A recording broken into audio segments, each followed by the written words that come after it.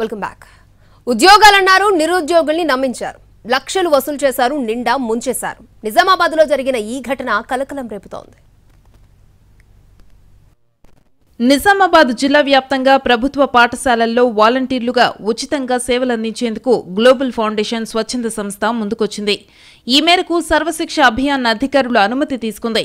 దీంతో సదరు స్వచ్ఛంద సంస్థ ప్రతినిధులు 62 మందిని కంప్యూటర్ ఆపరేటర్లుగా, 31 మంది జూనియర్ అసిస్టెంట్లుగా నియమించింది.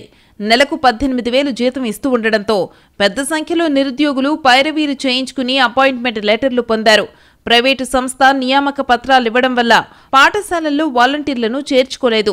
జిల్లా కలెక్టర్, విద్యాశాఖ అధికారి అనుమతి లేకుండా సర్వశిక్ష అభియాన్లో నియామకాలు చేయడంపై కలెక్టర్ ఎంక్వైరీకి ఆదేశించారు. మరోవైపు ఈ నియామకాల విషయం తెలుసుకున్న నిర్మల్ జిల్లాకు చెందిన ఓ కేటుగాడు గ్లోబల్ స్వచ్ఛంద సంస్థకు సంబంధం లేకుండా నకిలీ పత్రాలు సృష్టించాడు.